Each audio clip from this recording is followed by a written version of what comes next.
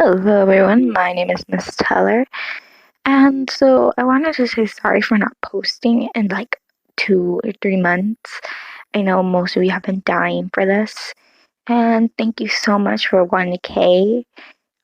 If this video sounds a little bit off and a little bit outdated, it's because I recorded it a while ago, just that I didn't have enough time to post it. So, yeah. And please, everyone, stay safe during a time like this. And as you know, by the title, today we'll be reading A Secret Romance. And again, thank you so much for 1K. Love you, all of you. Um, yeah, that's it. So let's go down to the video. A Secret Romance, Chapter 9. We are heading back to the common room, Hermione said. You coming, mate? Ron asked. No, I have work to do. Just a bit more details for the wedding. Oh, okay. They both turned and left. As soon as they left, the room of requirements changed to something completely different. It became a meadow full of flowers and a tree and a hill. I climbed up the hill where the tree was. I took out my headphones and plugged them into my phone. I went to a playlist that I had downloaded last summer to have at Hogwarts over the year. I was relaxing. Then I heard the door open.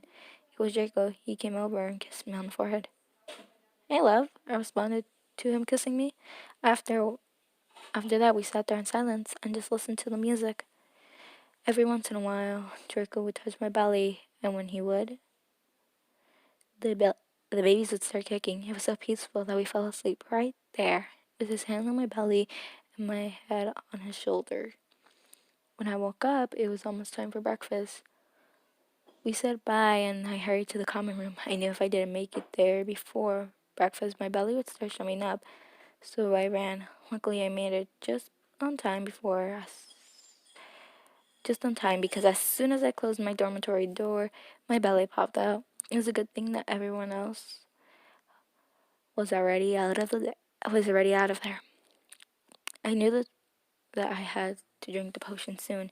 I went to my trunk where I kept everything. I had a little left. This meant I had to go tell Snape to make me another potion. The first one was made by Madame Pomfrey, but the last two had been made by Snape. I know the potion is about to wear off, but the good news is class is almost over. I came in earlier to tell Snape that I needed more of the potion.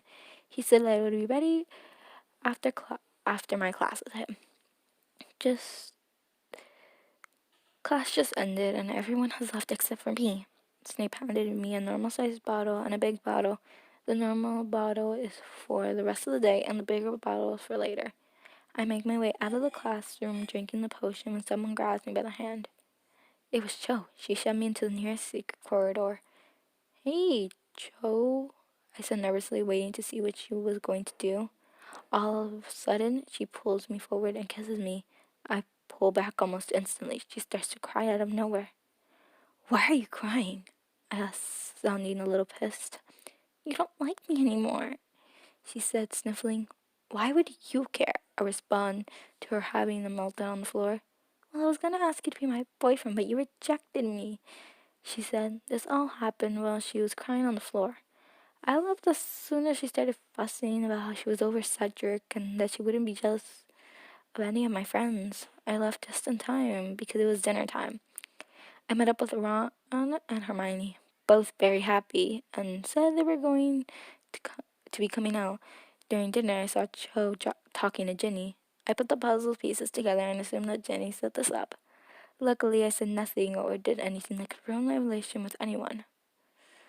Because I made it so if they did take a picture, that they could see that she was forcing me into it. I made a face that showed I was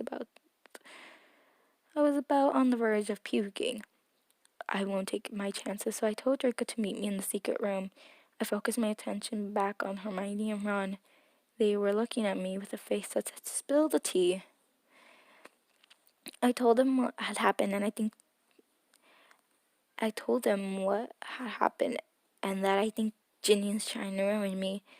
I told Ron and Hermione that Ron I thought would be angry at me for accusing his sister, but he nodded in agreement. I'm in my room and waiting for Draco. It has been 1 minute later. When he comes in and asks me what is wrong, I tell him about what happened, and I felt like I betrayed him. The only thing he told me is that it was okay because he knows that I would never cheat on him by will. I kiss him and start working on the wedding some more. Chapter 10. After all the planning to meet Draco, Hermione, Ron, Sirius, Draco's dad, Remus's McGonagall, and a lot of other people, including myself, we finally finished everything. And the date is already set. We're getting married in 3 weeks. Tomorrow we are going to go shopping for outfits. Sadly, we can't shop together. I'm going with Ron, Hermione, Ron's mom, and Draco's mom. Draco's going with his father, Sirius, and Remus. It's cold tonight. I think I'll go into the secret room. I always go into the secret room when it's cold because Draco is a lot more sensitive than I am when it comes to temperature. Sure enough, when I got there, he was in the room huddled up. I got him right next to him. This woke him up slightly.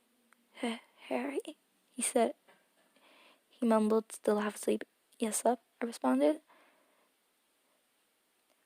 To go back to sleep. He fell. He fell asleep, and so did I, in each other's arms. In the morning, we got dressed and headed up to the Gryffindor common room. Draco was under the cloak. When I came in, I woke up Ron. Hermione was already up. We're at the stores, and Hermione suggested I wear a dress. I, of course, said no.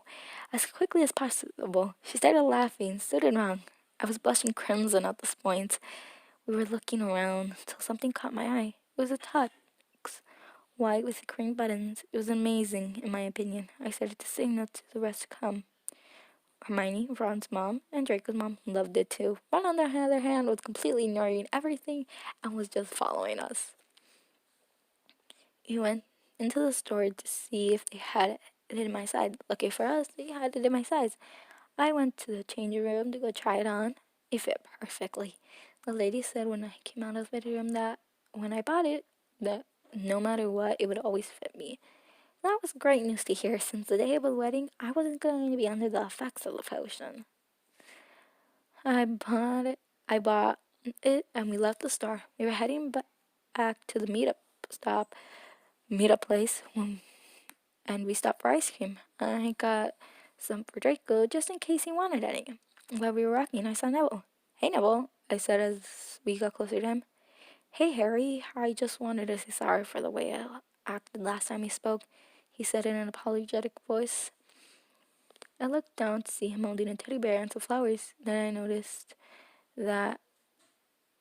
noticed I am looking at them. Oh, these are for Jenny. It's our something month anniversary. He says, as his eyes lighten up. Hey, where are you here? He asked curiously. Well, you see, I need clothes for an event I'm going to. I tell him. Some people think it's a lie, but it's true. I'm going to my own wedding. Bye, I say as I walk away from him. He starts waving back at me. I made up with Draco and gave him his ice cream, which at this point is still perfect because of the spell that they put on it. We start heading back to Hogwarts and we wave goodbye to all our parents. Me and Draco are holding on all the way back, and so are Ron and Hermione. We say goodbye to Draco as we enter the school, and Hermione, Ron, and I head up to the common room.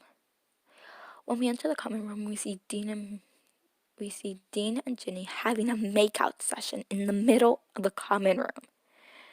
Ron and I both know that Neville got here much faster than us. We both run upstairs and we see Neville on the ground with his teddy bear's head ripped off, and the flowers seem to be stepped over. No, stomped on. I go over and start to comfort Neville while Ron starts to pick up the bear and the flowers. He starts to sniff once and asks, is this why everyone was mad when I proposed to her? Because she was seeing others, and that included you? I just kept rubbing his shoulder and telling him, yeah, I knew from the start, but I thought she was going to change when she was with you. I stated, and he began to smile at me. I thought he was going to be mad, but he's smiling. He told me while cleaning the slum, I knew she was dating you. Just that I fell in love with her so hard that instead of thinking about how you would feel, I focused on what I wanted. After that, after he got himself together, we had seen that Hermione was yelling at Ginny and Ron had slapped her across the face. Neville goes down at this point. Everyone is watching. He told Ginny in the toughest voice he could muster at the time, "This engagement is over and we are over." Everyone in the common room starts to chant, "Oh!" Ginny starts to cry, trying to cuddle into Dean, but he just backs up and leaves. The next day, she's being shamed by everyone, even the other houses. Turns out that someone had told the others. The Slytherins asked her how much she was selling her body for, in a joking manner, of course. Every other just shook their head as she passed. Some called her a hoe, while others just whispered. Neville, on the other hand, was being comforted. Even the Slytherins left him alone for that day. Okay, that's the end of that. That's the end of the chapters. I have a question, and you guys can leave your answers in the comments. Do you guys want to see other content, not just Drarry, but maybe like other ships, Marvel ships, anything? And leave suggestions down in the comments, as well as, do you not just want me to read fanfics, do you actually want me to read stories? You can follow me on Twitter and Instagram, and those will be in the link in the description. And you can send me fan art. I'll use it in videos, as well as just give me, if you have a story you want me to read, you can also send me that. So